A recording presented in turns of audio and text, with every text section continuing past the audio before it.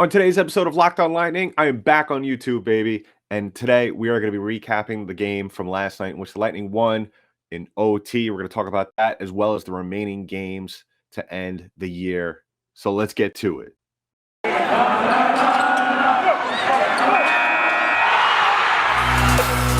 You're Locked On Lightning, your daily podcast on the Tampa Bay Lightning. Part of the Locked On Podcast Network, your team every day.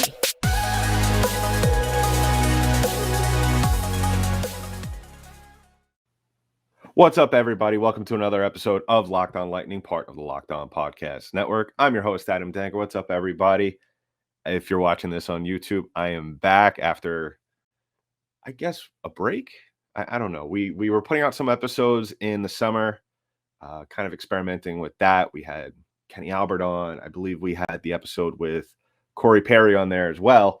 So if you're watching us on YouTube, thank you for tuning in. Remember to hit that notification bell, like and subscribe, all that stuff. And if you like to follow us on our podcast platforms, go ahead and do that as well on Spotify, iTunes, Google Play, Odyssey, wherever they pump out podcasts, we are there. So on today's episode, we'll be discussing, lightly recapping the game from last night. The Lightning once again eating up points. I don't expect this team to win many games in regulation going forward. I've just made peace with it. If you've been listening to the show all year, if you have, thank you. The team has really been frustrating me to an extent because really, with the nature of what the schedule has been this year, the Lightning, in my opinion, needed to finish games within the three periods that are allocated to them and not take those games into overtime, because this team has played a ton of games, a ton of minutes over the last two seasons, and really they need all the rest they could get, as this team is going to go is in the middle of playing an 82 game season right now, as well as, if you're going to try and three-peat, you got to get as much rest and save those minutes for the playoffs. So as we all know by now, if you're watching this on YouTube or you're listening to me on your podcast platform, the Lightning won last night 5-4 in overtime.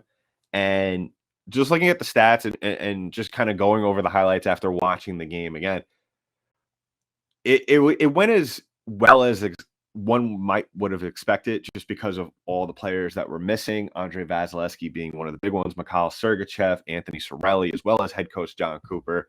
So no shortage of the big names missing in this game for Tampa. So really, you had guys that maybe some Lightning fans aren't exactly familiar with. You had, just looking at the roster last night, Sean Day, who the Lightning signed not too long ago. And of course, in net, the big question mark heading into this game was Maxime Legacy. And let's start there with Legacy, because I was kind of I figured he was going to get the start, but at the same time, I was kind of hopeful that Hugo NFL was going to get the start, just because he is the more well-known prospect in the Lightning organization. So, and you kind of want to get a better look at him after not having a good juniors as he had a couple of years ago.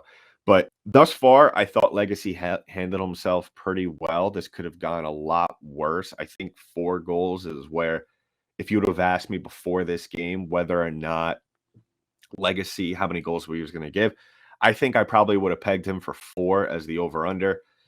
He had 27 saves on 31 shots. That is about 87%, which is fine. We're not going to see too many of him for the rest of the season, hopefully. If we do, that means that the Lightning have huge COVID issues in this.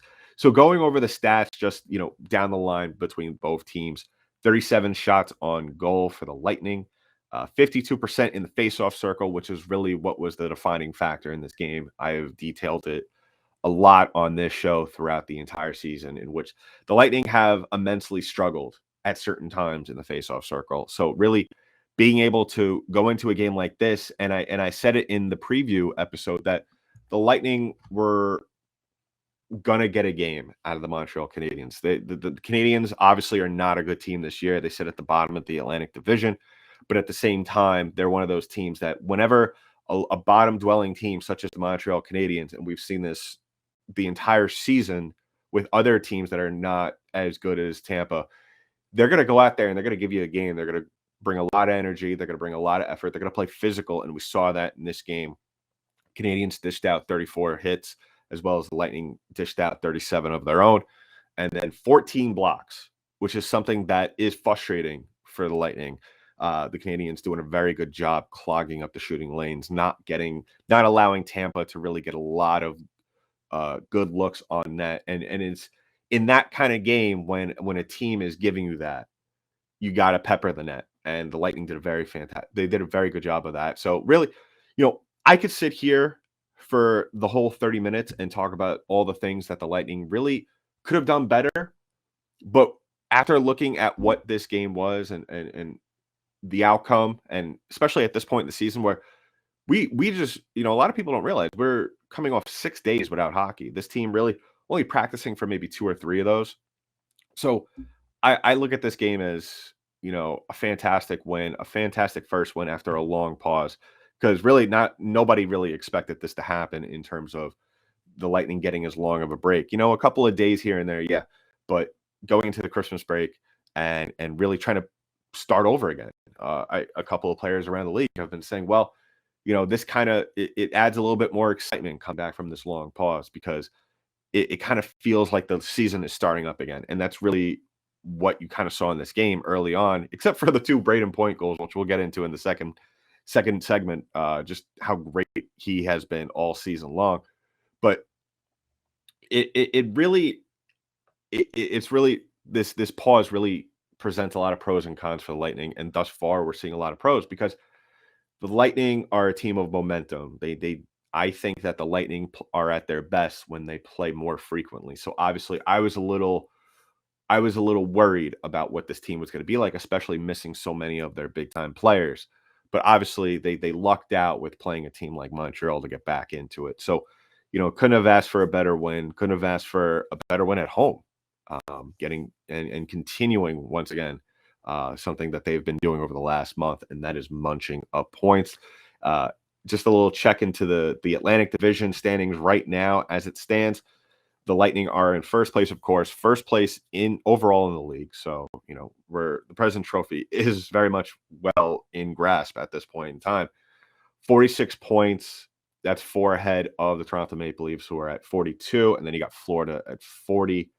And then Detroit at 33. And then Boston is 3 points behind. And then it's just kind of a 3-team race of just trying not to be the worst team in the Atlantic Division between the Buffalo Sabres, the Ottawa Senators, and the Montreal Canadiens. So I have to say that, as much as I would like to see more regulation wins, I can't fault this team. I really can't. They're doing everything right. They're finding ways to win. And that's really all you could ask for from a team like this, especially with all the obstacles that they have faced. So speaking of obstacles, Braydon Point has faced a ton of obstacles this season over the last couple of years, dealing with injury, as well as dealing with the same circumstances all his teammates have. So we'll talk about that in the second segment in just a little bit. But first, I want to talk about the only sponsor for today's show, and that is betonline.ag. BetOnline has you covered this holiday season with more props, odds, and lines than ever before, as football continues its march through the College Bowl season, as well as getting nearer to the NFL playoffs. BetOnline remains your number one spot for all sports action this season. Well, go to the website or use your mobile device to sign up today and receive your 50% welcome bonus on your first deposit. Just use our promo code LOCKEDON to receive your bonus. BetOnline is the fastest and easiest way to bet on all your favorite sports, so don't wait to take advantage of all the new amazing offers available online, where the game starts. So moving on, let's talk about Braydon Point, because Braydon Point, and we've spoken in length about just how incredible of a player he has been for this team. Braydon Point, and I predicted it this year, and obviously missing 14 games with an injury can derail that prediction. And he was well on his way to making me look like one of the smartest guys right now. But I predicted at the start of the season during the summer that Braydon Point was going to hit the 40 goal mark for the first time in his career. And it looked like by by all means that he was going to. He was on pace through his first 16 games. He had 7 goals. So, I mean, thus far right now it stands through 17. That's 9. So really, he's kind of picking up where he left off. It seems like he hasn't missed a beat. 2 goals in this game, 2 alone in the first period. And really he as you're just seeing a steady uptick in his production over the last couple of years, and even over his last 5, even though they're so much very spaced out, where the New Jersey game was really not a game that I think Braydon wants to remember. -3 in the plus minus department, and that only 1 shot in that game. And it seemed like, unfortunately, you never want to see a player get hurt, but getting hurt at that point in time may have been the best thing for Braydon, because if you look at his previous games before that, the Philly game on November 18th, the Islander game on the 15th, and then the Panthers game on the 13th, he was having a fantastic go of it. He had 3 goals as well as 4 points in that stretch. So he was. It seemed like the Jersey game was just one of those games where you just got to file that away and not even think about it. And really, what I'm trying to say with the whole Braydon Point thing is that him being back in the lineup with everything that is going on, I think, is the best thing for not only him but as well as for this team. And that kind of goes into what I was discussing I believe on the previous episode or the episode before then, where I was saying that really I don't see a reason as to why the Lightning can't three-peat at this point in time. And I was hesitant to throw that out there in the beginning of the season because there was so much that was unknown, and it's so difficult to repeat in sports, well alone in hockey. So to ask this team repeat or to expect this team to repeat is a tall order. But the way they're playing, and then you add a player like Braydon Point, who it's crazy to think about how he is still, if you ask any casual hockey fan who are the top 10, maybe top 15 players in the National Hockey League, I think that there would be a lot of people, if you asked 100 people, I think there would be close to 50% of those people that might leave Braydon Point off their list. And we've seen it obviously close hand because we follow this team very closely, us being Lightning fans. And so, of course, we are very appreciative and know very well what to expect out of 21. But it still seems like the rest of the league doesn't, which is a good thing. Now, I'm curious to see what happens when the rest of the National Hockey League wakes up and realizes, oh, Braydon Point's actually a very good player. He's a top level forward. Would probably be the top scorer on a good number of teams in this league. So really, I think that really it's going to be interesting to see how this team plays going forward, because I think if Point continues to get going, continues to roll the way he's been playing, because I don't see anything. I mean, there'll probably be some games. Excuse me, my voice is like going away right now. But really, if Point continues to roll and play the way he's playing, and there's going to be games where you're not going to be able to get anything out of him. That's just how it is. Guys aren't going to be able to continue this pace on a daily, nightly basis, whatever you want to say. I think that the Lightning are going to look at this as kind of a waiting period to see if Point and Stamkos continue to produce, and then you could limit the COVID issues. You know, I think the Lightning could live with maybe 1 or 2 players missing here and there, but we can't have a situation like the other night. Last night, you know, they were fortunate to play a team like Montreal. I think the situation would have been a lot different if they play a team such as the Toronto Maple Leafs. So really, I think that if we could limit the COVID, I mean, you can't really limit. You just hopefully players don't get it, and there's not situations where it spreads throughout the entire team. But I think that the Lightning are going to be looking at Braydon Point and saying, can we ride 21 for the rest of the season so Kucherov doesn't have to come back?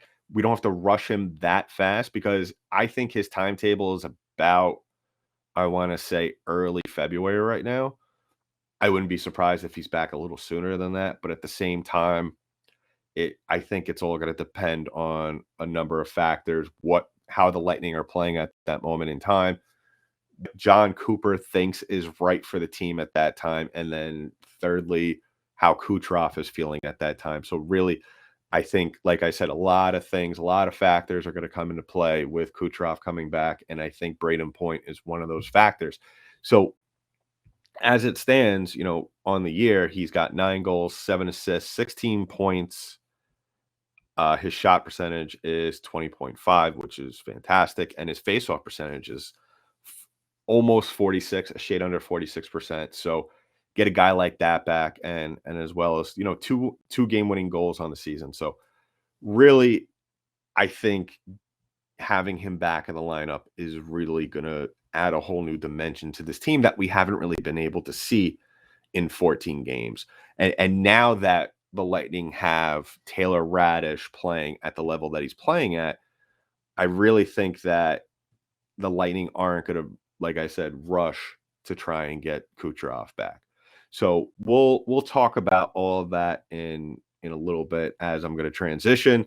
If you're listening to us on the podcast app, we're going to take a quick break in just a little bit. But if you're watching us on YouTube, we're going to jump right into it right now. So looking at the schedule for the remainder of the month, as well as we're going to talk about January. As it stands right now, the Lightning have 2 games left. Tomorrow night, they'll be in Southern Florida against the Panthers, and then they will be back at home on New Year's Eve to face off against the Rangers.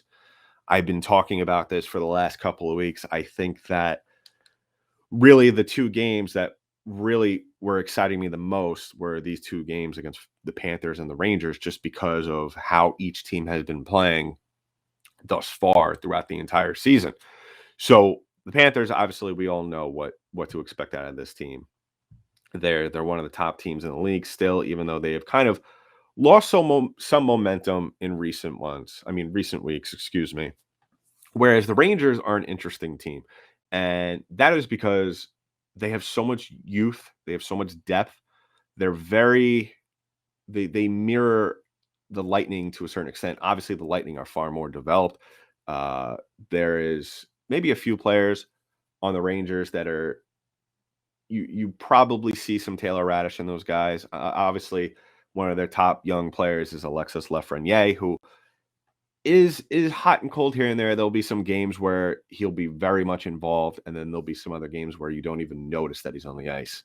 So really, I think that's going to be an interesting matchup, just because I feel a lot more, believe it or not, even though they haven't had the recent success that the Florida Panthers have, I think it's going to be a good measuring stick. Obviously, there's going to be some players out for that game in terms of with COVID and injury and all that stuff. Last time I checked, I believe Georgiev, the top goalie, not the top goalie, but one of their goaltenders, who has the talent to shut you out on any given night, it's going to be out for that. But Igor Shesterkin, it's going to be an interesting matchup, and see how the Lightning could get to him. So to look at January now, if I could pull it up right here we go. So for the month of January, because I think that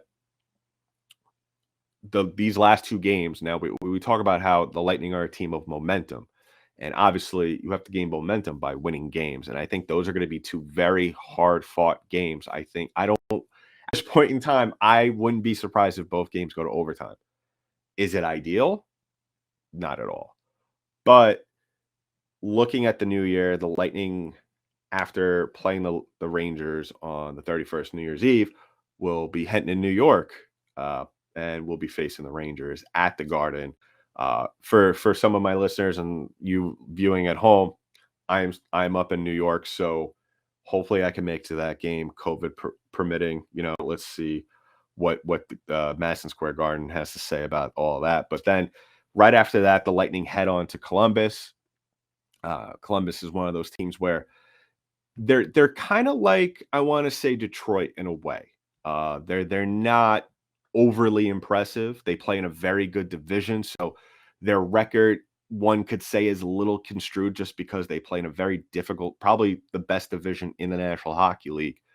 But at the same time, we all know the history between these two teams, and there's going to be a hard fought game any given night. Columbus and Tampa step on the same ice. And then a couple of games that interest me right after that is Calgary and Boston. Calgary has kind of tipped off the last couple of weeks to end the year, but Calgary got off to a hot start, and it's going to be very interesting to see how Tampa could handle a team who is very good on the offensive side of things, as well as Boston. Kind of just again going back to what their game was a couple of weeks ago. Very hard fought game, that very physical. And I'm still not convinced that Boston is a team that we should be taking seriously at this point in time. Yes, this last time these two teams met, 3-2 overtime win for Tampa in Boston. But at the same time, now flipping the script back in Amalie, I think it's going to be a totally different atmosphere. I think it's going to be the Lightning are going to be coming into this, if all goes well with these first 3 games to begin the new year. I think that the Lightning are going to be rolling into this game with a ton of momentum, a ton of confidence, and I wouldn't be surprised if the Lightning, especially if everyone's healthy, that's the key factor here. If everyone's healthy, excuse me, I think the Lightning could roll into this game and absolutely steamroll the Boston Bruins, because really what it comes down to, and I spoke about that on the last episode, is that Boston, their goaltending situation, let's face it, it's not good. It's not good. There's nobody that Boston could bring out on every given night that is going to make me kind of scared for if the Lightning could get a goal or score a goal. So I'm not too worried about that. It's all if the Lightning could manage the physical play of Boston. But obviously, we'll talk about that, when that game comes. I'm not too worried about that just yet. And then right after that, just to kind of continue looking at January, you have 2 very winnable games: New Jersey and Buffalo on the road, back to back. Really hope the Lightning could come back and avenge that just very bad loss that they suffered at the hands of the Devils a couple of weeks back. And I believe it was November, but it still feels like it was yesterday, which was a 5-3 win. And if you don't remember that, the Lightning were up to, I believe they were out to a 3-0 lead. And it was just a disaster of a game where the Lightning just lost all momentum going into at the end of the second period. So looking at that, what really is going to interest me, and we have a long way to go, but it's going to be very interesting to see how the Lightning can continue to munch points, because listen, playing all these games, as much as I said before that I don't mind playing extra minutes as long as the Lightning are picking up points here and there, it's going to take a toll on this team eventually.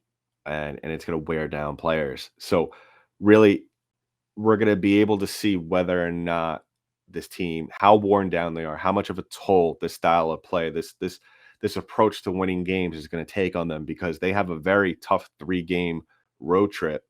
The second to last week, the week of the 17th, in January, and that is they're going to play the Kings, they're going to play the Ducks, and they're going to play the Sharks.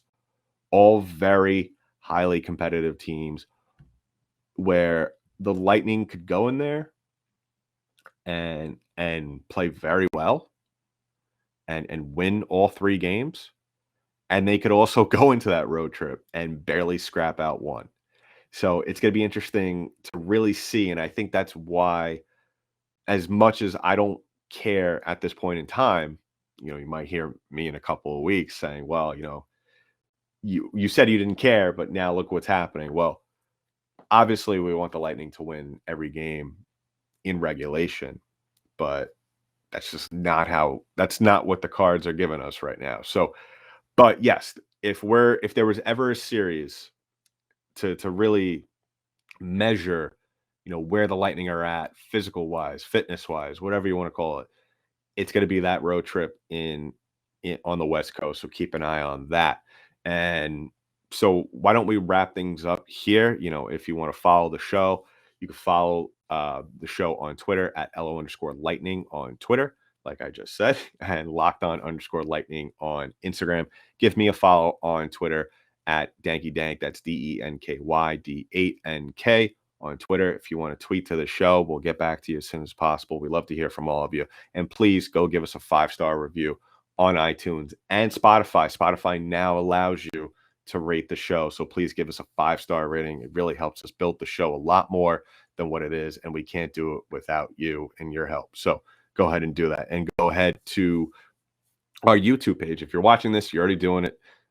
Follow us, turn on the notifications. So as soon as the newest show drops, you're ready to go. You're ready to rock. You're ready to watch or listen, however you want to follow the show. So that's been it for today's episode of Locked On Lightning, part of the Locked On Podcast Network. I'm your host, Adam Denker. I'll talk to you in the next one.